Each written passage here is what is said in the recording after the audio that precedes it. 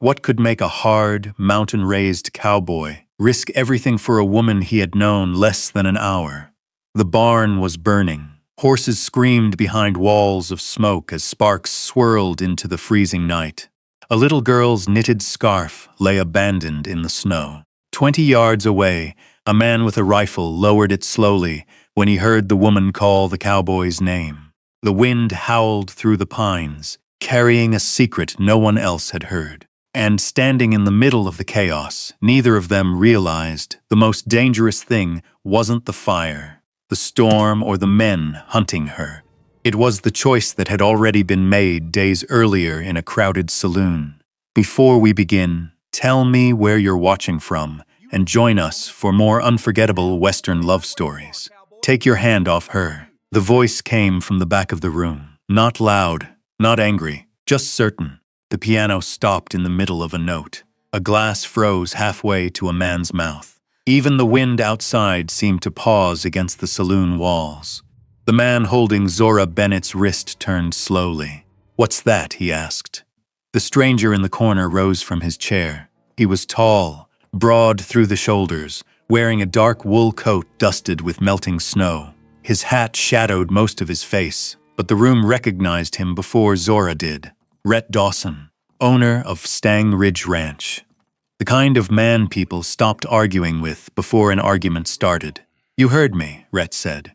The drunk looked around for support. His friends suddenly found the floor very interesting. After a long moment, he released Zora's wrist. The skin beneath his fingers was already turning red. Rhett never moved closer.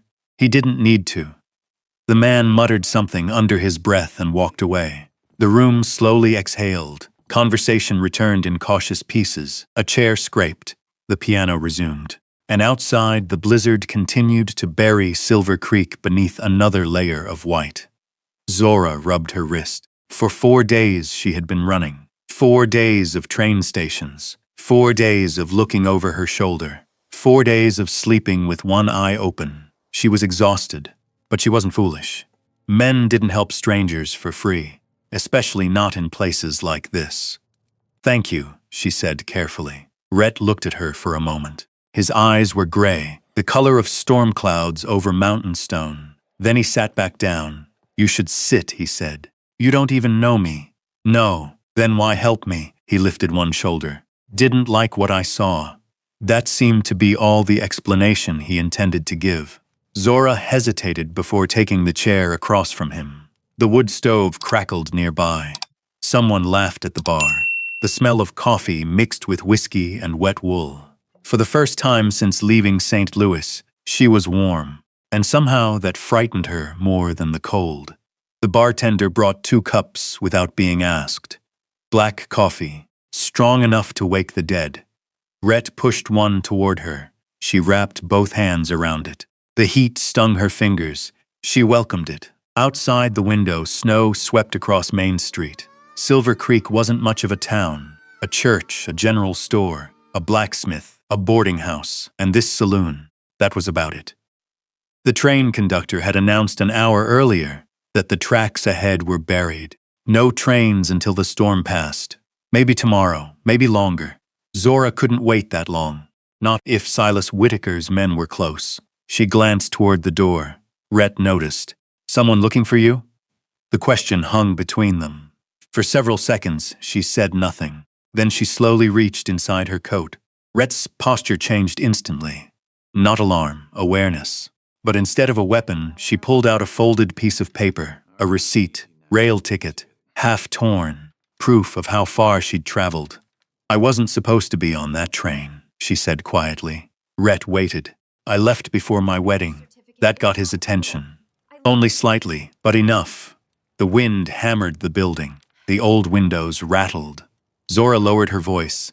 "The man I was supposed to marry owns banks, land, judges." She swallowed. "And he wants something I have." "What?" She touched the inside of her coat, not the pocket. The lining, a place only she knew. "A ledger." Rhett's eyes narrowed. "Proof?" "Yes." "Of what?" "Land fraud."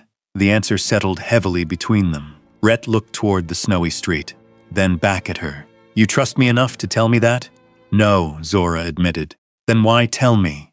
Because I think they're here. That was when the door opened. Cold air rushed into the room. Snow blew across the floorboards. 3 men entered. Long coats, travel dust, hard faces, not ranch hands, not miners. Men looking for someone. Zora's stomach dropped. The tallest one removed his gloves. She recognized him immediately.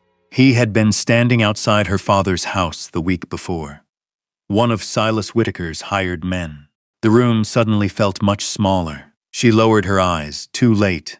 The man was already scanning faces, searching. Rhett saw everything. The fear, the recognition, the way her fingers tightened around the coffee cup. How many? He asked quietly. What? How many men does Whitaker have with him? Usually 6 or 7. The hunter moved deeper into the saloon. Table by table, face by face. Closer, closer. Zora's pulse hammered in her ears. If they found her now, it was over. Everything, the escape, the ledger, her future gone. The hunter was only 3 tables away. Then 2, then 1. Rhett leaned back in his chair, calm as ever. "What are you doing?" she whispered. He looked toward the window. Snow covered everything outside. No road, no train, no escape. Then he turned back to her. "Tonight," he said, "you're my wife." Zora stared at him. For a second, she thought she had misheard. "What? My wife? Have you lost your mind, maybe?" The corner of his mouth almost moved, almost. "But everyone in this county knows who I am." The hunter was getting closer. "One more table," Zora whispered. Rhett ignored it. "If they think you're alone," he said, "they'll keep looking. And if they think I'm your wife, they'll think twice."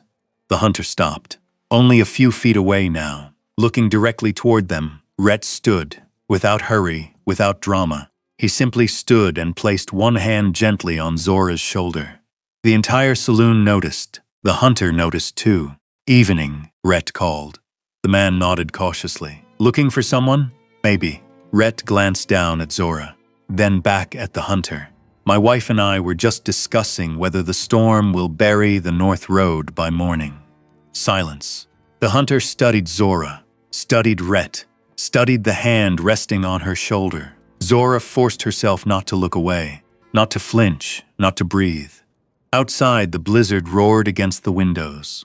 Inside, every heartbeat felt loud enough to hear. And for the first time since stepping off that train, she realized her life might depend entirely on whether a stranger could tell a convincing lie. The hunter studied her face. Then he looked at Rhett. A long second passed, then another. Finally, the man shrugged. "Sorry to bother you." Rhett nodded once. The hunter moved on. Just like that. No argument, no questions, no arrest.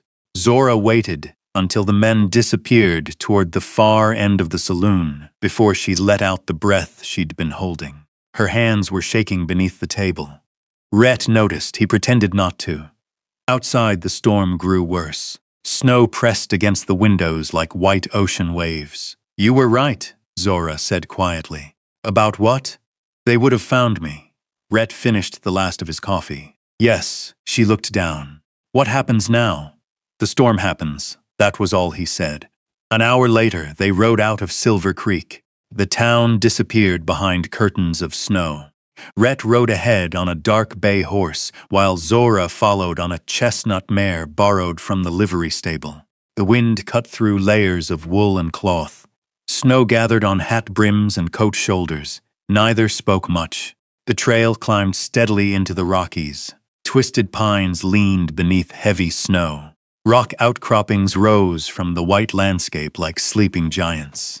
At one point, Zora nearly lost her balance when the mare slipped. Before she could steady herself, Rhett's hand was already on the reins. "Easy," he said. "Nothing more. Just easy." Yet somehow it calmed both horse and rider. The ride continued. By the time they reached Mustang Ridge Ranch, darkness had settled fully across the mountains. Warm yellow light glowed from 2 windows. A barn stood against the hillside. Smoke drifted from a stone chimney. For a moment, the place looked less like a ranch and more like a promise. A woman opened the front door before they reached the porch. She was somewhere in her 50s, wearing a thick apron over a dark dress. Her gray hair was pinned neatly beneath a scarf. "About time," she called. Then she noticed Zora. Her eyebrows lifted, only slightly. "This is Miss Zora Bennett," Rhett said. The woman studied her. "Abigail Turner," she replied. "Come inside before you freeze solid." The warmth hit Zora immediately. Wood smoke, fresh bread, coffee. The scent of a home that had been lived in for many years. Her boots left wet prints across the floorboards. Near the staircase sat a pair of small leather shoes. Children's shoes. She noticed them before anything else. A moment later, she heard footsteps. A little girl appeared at the end of the hallway. 9 years old, perhaps. Dark hair tied loosely with a faded ribbon. Large, watchful eyes. She stopped when she saw Zora. "Who's that?" Rhett removed his gloves. "This is Zora." The girl considered that, then looked directly at Zora. Not rude, just curious. "I'm Lily. Nice to meet you, Lily." Lily nodded once, then disappeared back down the hallway as quietly as she had arrived. Abigail shook her head. "She does that." "What?" "Studies people." Rhett hung his coat near the door. "She gets it from her father." The room became briefly quiet. Zora didn't ask questions. Something told her not to. Supper was simple. Beef stew, fresh bread, strong coffee. No one rushed. Outside, the storm howled against the house. Inside, only the crackling stove and occasional clink of silverware broke the silence. Several ranch hands arrived later, brushing snow from their coats. An older cowboy named Walter, a younger hand called Ben, 2 brothers named Curtis and Eli, all nodded politely toward Zora. No one asked why she was there. No one questioned Rhett. That alone surprised her. After supper, Abigail showed her to a small bedroom overlooking the eastern pasture. A quilt rested neatly across the bed. A kerosene lamp sat beside a wash basin. The room wasn't fancy, but it was clean, safe. For the first time in days, Zora slept without keeping one hand on her suitcase. Morning never came, at least not the way she'd expected. The storm remained. The mountains vanished behind white curtains. The trail to town disappeared entirely. "You won't be leaving today," Abigail announced while pouring coffee. "No, probably not tomorrow either." Zora looked through the frosted window. Abigail was right. The world beyond the ranch had disappeared. The days settled into an unexpected rhythm. She helped where she could. At first, Abigail protested, then stopped protesting. On the second day, Zora organized a stack of unpaid invoices scattered across the office desk. On the third day, she helped Ben count feed deliveries from the ledger books. On the fourth day, she spent an afternoon reading aloud to Lily in the small library. The little girl pretended she wasn't enjoying it. She turned pages too quickly whenever the story became interesting, but she always came back the next day. One evening, a mare went into difficult labor during the storm. The ranch hands were worried. The animal was valuable. Zora rolled up her sleeves and went straight into the barn. Hours later, a healthy foal stood shakily beside its mother. Walter removed his hat. "Well," he said, "I'll be damned." Rhett leaned against a stall door, watching, not speaking, just watching, the same way he always seemed to. That night, Lily found Zora reading beside the fireplace. Without saying a word, the girl placed an extra blanket across her shoulders, then immediately ran away, embarrassed by her own kindness. Zora smiled. Across the room, Rhett had seen the whole thing. Their eyes met briefly, only a second. Then he looked away first. Several days later, while organizing paperwork in the office, Zora froze. A familiar name appeared across an old land agreement. Whitaker Banking Company. Her stomach tightened. Another document, the same name, then another and another. Silas Whitaker. Mustang Ridge Ranch had been dealing with his businesses for years. The realization settled heavily in her chest. Before she could think further, the office door opened. Walter stepped inside. His face looked different, serious. "Boss," he called toward the hallway.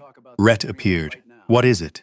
Walter removed snow from his hat. "Found tracks near the north fence." The room went quiet. "Tracks?" Walter nodded. 3 horses.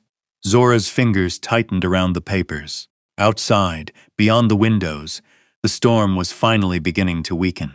And somewhere beneath the fresh snow covering the mountains, someone had already found the trail to Mustang Ridge Ranch. The tracks disappeared by the next snowfall. That should have been comforting. It wasn't. For the next several days, Rhett posted one of the ranch hands near the north fence each morning. No one complained. Men who lived in the Rockies learned long ago that trouble rarely announced itself twice. Life at Mustang Ridge settled into an uneasy calm. The snow began shrinking from the fence posts. Water dripped from barn roofs during the afternoons. The horses spent longer hours outside. And every day, Silver Creek crept a little closer to normal. One evening, Abigail folded fresh laundry at the kitchen table while Lily worked on her reading lesson. The little girl stumbled over a difficult word. Before Zora could help, Rhett spoke from across the room. Perseverance. Lily looked surprised. So you do know how to read? Rhett raised an eyebrow. I've read a book or two. Lily grinned. It was one of the first genuine smiles Zora had seen from him. The moment lasted only a few seconds. Still, she remembered it. A week later, notices appeared across Silver Creek. The annual winter gathering would be held at the church hall. Music, food, community auctions. The whole county would attend. Abigail handed one of the flyers to Rhett during breakfast. You going? Probably. You taking Zora? The room grew strangely quiet. Lily looked up from her oatmeal. Zora stared into her coffee cup. Rhett folded the flyer once. Yes, that was all. Yet, something about the answer lingered in the room long after breakfast ended. The morning of the gathering arrived cold but bright. The mountains stood sharp against a blue sky. Snow still covered the higher ridges, but Silver Creek's streets were finally visible again. Abigail insisted on helping Zora choose a dress. You own exactly one suitable dress, Abigail said. Then my choices are simple. Abigail laughed. That's one way to look at it. The dress was dark blue, modest, practical, beautiful without trying. When Zora stepped onto the porch later that afternoon, Rhett was saddling horses. He looked up, then paused. Only briefly, but she noticed so did he. Neither mentioned it. The ride into town felt shorter than before. Perhaps because the storm was gone, or perhaps because silence had become easier between them.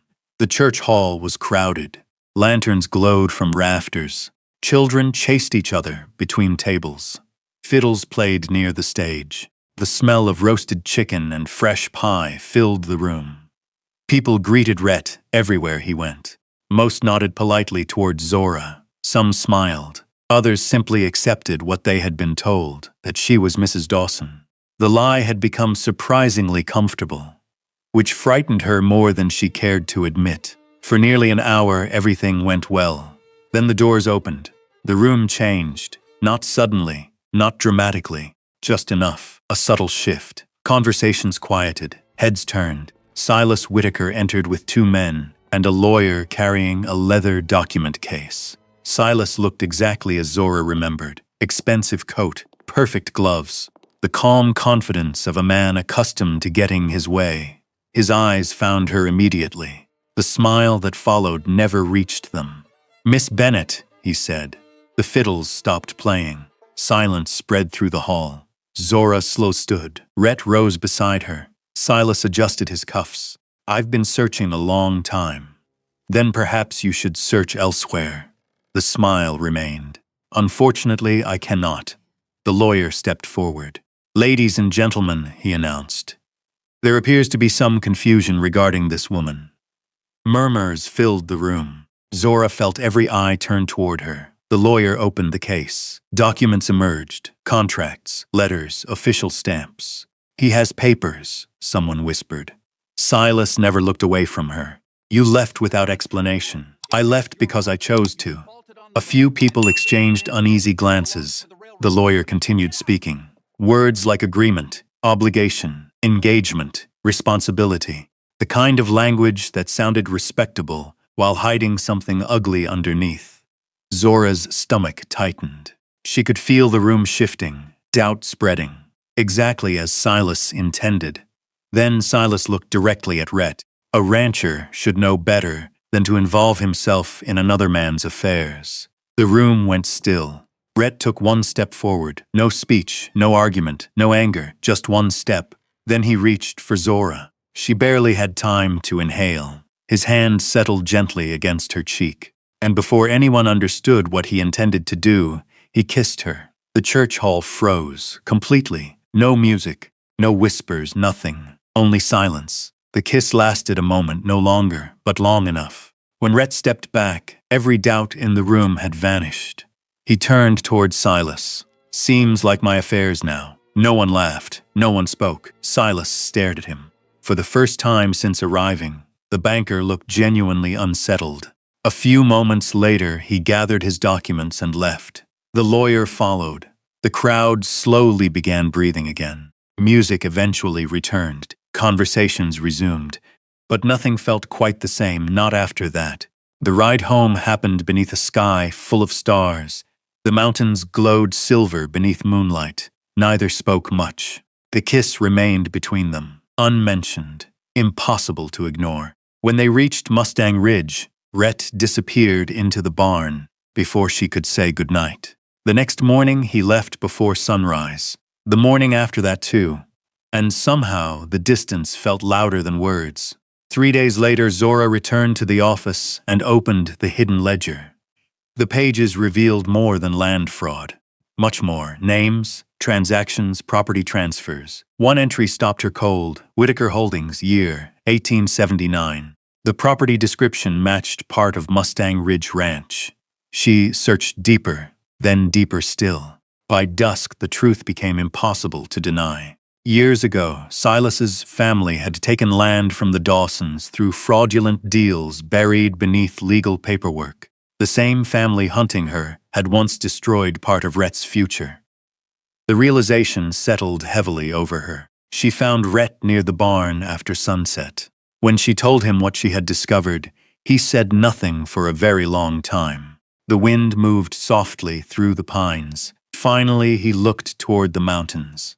"I always wondered. You suspected? Not enough to prove it." His voice sounded distant, older somehow. Neither noticed the small figure standing just beyond the stable door. Lily. Listening, watching, hearing more than she was meant to. A few minutes later, she quietly slipped away. One sentence repeating inside her mind, "Not my wife, not really." And for the first time since Zora arrived at Mustang Ridge Ranch, Lily understood that the story everyone believed might not be true after all. The discovery sat quietly inside her. She didn't cry. She didn't confront anyone. She simply became quieter. Zora noticed it first. The little girl still attended reading lessons, still helped Abigail shell beans in the kitchen, still followed the ranch dogs around the yard. But something had changed. Questions lingered behind her eyes.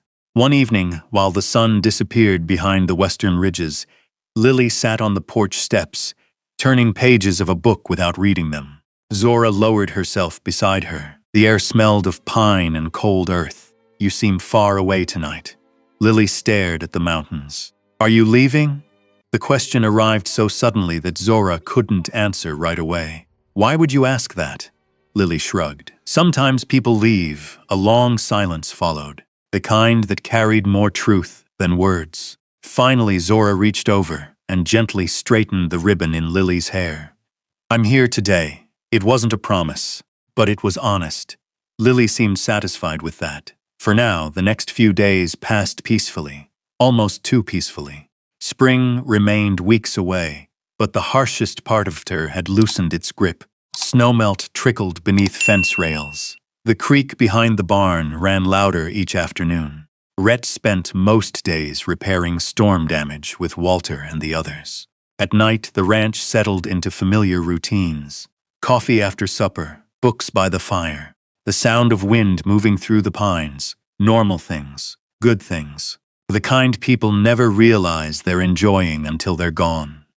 The trouble came on a Thursday night, just after 10. Zora woke to shouting, then another sound, a horse screaming. She was already pulling on her boots when she smelled smoke. The moment she stepped into the hallway, she saw orange light flashing through the windows. The barn. By the time she reached the porch, half the ranch was already moving. Men carried buckets. Others dragged hoses from the water trough. Snow hissed beneath falling sparks. "Walter." Rhett's voice cut through the chaos. Get the horses out. The old ranch hand was already running. The barn doors burst open. Terrified animals rushed into the night. Steam rose from their bodies. The fire climbed one wall and then another. Not large enough to destroy the whole structure, but far too deliberate to be an accident. Someone had started it. Zora knew it. Rhett knew it. Everyone knew it. The fire was finally brought under control near midnight. Smoke drifted across the moonlit yard. The ranch hands stood exhausted and blackened with soot. Then Abigail appeared from the house. Her face had gone pale. Rhett. The way she said his name made everyone turn. What is it? Lily. A pause. She's gone. Everything stopped. Rhett moved first. How long? I checked her room after the fire started. Abigail's voice shook. The bed was empty. The next hour passed in a blur of lanterns and horses. Every building was searched. Every shed. Every fence line. Nothing. Then Ben found it. A folded piece of paper nailed to the charred barn door. Rhett pulled it free. The message was short. Bring the ledger. Devil's Pass. Come alone. The handwriting was unfamiliar. The meaning wasn't. Silas. Zora felt the blood drain from her face. No. Rhett folded the note once, very carefully. The stillness that settled over him frightened her more than anger would have. We leave now. You can't go alone. Yes, no. The word escaped before she could stop it. Every eye turned toward her. She stepped forward. If Silas wants the ledger, then he wants me too. Rhett met her gaze. The wind shifted between them, cold, sharp. You stay here. I'm coming. Zora, I'm coming. Neither looked away. Finally, Walter cleared his throat. Boss. Rhett didn't answer. She's right. The silence stretched. Then Rhett nodded once. A tiny movement, barely visible, but enough. Stay close, he said. They left 15 minutes later. 6 riders moving through moonlit snow. The trail climbed north toward Devil's Pass. An abandoned silver mine hidden among broken cliffs and narrow canyons. The ride lasted nearly 2 hours. Nobody spoke much.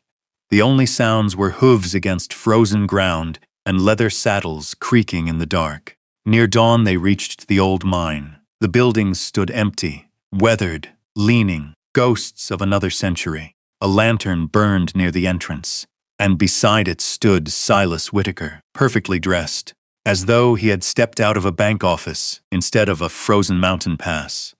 Lily sat nearby wrapped in a blanket, unhurt but frightened. The moment she saw Rhett, she stood. Uncle Rhett! Relief flashed across his face.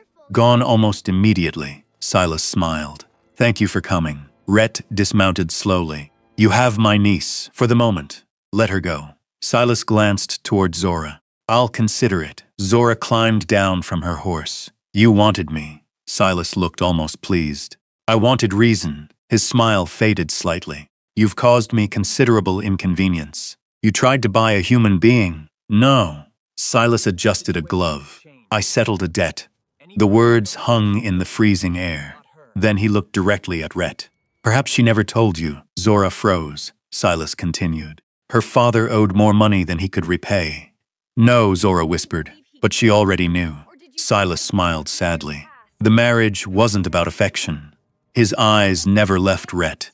It was payment. The truth struck harder spoken aloud, not because it was new, because it was real, because another person had heard it. For several seconds, nobody moved. Then Rhett stepped forward, slowly, deliberately. The mountain wind rattled loose boards nearby. His eyes never left Silas. You took people's land. Silas shrugged. Business. You took hers too. Also business. The silence that followed felt endless. Then Rhett crossed the remaining distance. The confrontation lasted only moments. Voices shouting, men moving, confusion in the darkness. Nothing anyone would later remember clearly except one thing. Rhett reached Silas. And when he did, years of anger finally reached him too. For the ranch, for the stolen land, for Lily, for Zora, for everything. He had every reason to keep going, every reason not to stop. Then he heard his name. Rhett. Zora's voice. Nothing more, just his name. He looked toward her, saw the fear in her eyes, not fear of Silas. Fear for him, for what anger might leave behind. The moment stretched, then slowly, very slowly, Rhett stepped back. The mountain wind moved through the canyon. Silas remained where he was, breathing hard, no longer smiling. "He isn't worth it," Zora said quietly. Rhett looked at her, then nodded. Once, far below the cliffs, another sound echoed through the darkness. Horsemen, more riders, coming fast. And none of them belonged to Silas Whitaker. For one long second, nobody moved. The sound of approaching horses echoed through Devil's Pass, bouncing off the canyon walls. Silas turned first. For the first time all night, uncertainty crossed his face. The riders appeared moments later. 6 men, 2 deputy marshals, the Silver Creek sheriff. And behind them rode Judge Henry Calloway, a man whose reputation carried weight across 3 counties. The sheriff pulled his horse to a stop. His eyes landed on Silas, then on the ledger clutched beneath Zora's arm. "Well," he said quietly, "looks like we finally found what we've been looking for." Silas recovered quickly. "You have no authority here," the sheriff smiled. "Actually, I do." One deputy unfolded a document. Federal warrants. Land fraud, forgery, extortion, illegal property seizures. The charges seemed endless. Silas listened without speaking. His confidence drained away one line at a time. When the deputy finished reading, the canyon felt strangely quiet. The wind moved through the old mine timbers. Somewhere above them, a loose piece of metal rattled softly. The sheriff extended a hand. "Mr. Whitaker." Silas stared at the warrant, then at Zora. "You did this." "No," she said calmly. "You did." For a moment it looked like he wanted to argue. Instead, he laughed once. A tired laugh. Then he surrendered without another word. The deputies escorted him away. His boots disappeared into the darkness. And just like that, the man who had controlled so many lives was gone. The ride back to Mustang Ridge happened beneath a sky full of stars. Lily slept wrapped in a blanket against Abigail's shoulder. Walter hummed quietly while riding beside the wagon. Nobody talked much. There was nothing left to say. Some victories arrived loudly. Others arrived in silence. This one felt silent. 3 weeks later, spring finally reached the mountains. Snow melted from the lower fields. The creek ran fast and clear. Wildflowers began appearing beside the trails. Life returned. News traveled quickly through Colorado. The evidence inside the ledger proved everything. Several ranchers recovered land that had been taken unfairly. Contracts were overturned. Claims were canceled. Families who had nearly lost everything were given a second chance. Silver Creek changed, so did Zora. For the first time in years, nobody was chasing her. Nobody was waiting to decide her future. Nobody owned a single piece of her life. One morning she stood outside the train station holding a ticket. The same station where she had arrived months earlier. The platform looked different now. Warmer, brighter, less frightening. The train whistle echoed through the valley. Passengers climbed aboard. The conductor checked watches and schedules. Zora looked down at the ticket in her hand. Then she folded it, slowly, carefully, and slipped it into her coat pocket. She never boarded. Instead, she turned around and walked away from the tracks, back toward town, back toward the mountains, back toward Mustang Ridge. By summer, construction began on a small one-room schoolhouse near the ranch. The building wasn't fancy. Rough pine walls, a cast-iron stove, 12 desks built by Walter and the ranch hands. But it was enough. Lily became the first student. Then came the children from neighboring ranches. Soon every desk was filled. Some rode horses for over an hour each morning just to attend class. Zora taught reading, writing, arithmetic, history. And every afternoon when lessons ended, Lily remained behind to help sweep the floor. Those became Zora's favorite moments. Simple moments, honest moments, the kind that quietly become memories. Autumn arrived. Golden leaves covered the trails. The schoolhouse windows glowed with lamplight each evening. One Saturday, Zora sat on the porch of the ranch house reviewing lesson plans. Rhett was repairing a saddle strap nearby. Neither spoke much. They never needed to. The silence between them had changed. Months earlier, silence had felt uncertain. Now it felt comfortable, like home. Lily burst through the front door carrying a small wooden box. I found these. She dropped the box onto the porch table. Inside were 2 old rings. Abigail looked up from her knitting. Walter immediately found something very interesting happening across the yard and walked away. Lily placed both rings directly between Zora and Rhett. Then she folded her arms. I'm tired of waiting. Rhett blinked. For what? Lily looked genuinely shocked. For this, she pointed at both of them. Abigail suddenly became very busy studying her knitting. Zora fought a smile. Rhett cleared his throat. Lily shook her head. Seriously, Lily, no. The little girl pointed at one ring. Months ago you told everybody she was your wife. Then she pointed at the second. Now maybe you should ask her for real. A long silence followed, the kind that only family can survive. Finally Rhett reached for one of the rings. His hand paused for just a moment. Then he stood. The autumn wind moved through the cottonwood trees. Somewhere in the distance, horses grazed peacefully near the lower pasture. Zora looked up at him. He looked nervous, not frightened, not uncertain, just honest, more honest than she had ever seen him. That night in Silver Creek, he said quietly. I asked for one night. Lily grinned immediately. Abigail closed her eyes as if she had been waiting forever. Rhett kept going. I thought it would end when the storm ended. His gaze never left Zora. It didn't. The porch became very still. The truth is, he said, I stopped wanting it to end a long time ago. Zora felt tears gathering before she could stop them. Not sadness. Something softer, something warmer. Rhett held out the ring. This time I'm not asking for one night. His voice lowered. I'm asking for every day after. For a second, she couldn't answer. The mountains stood behind him. The ranch stretched across the valley.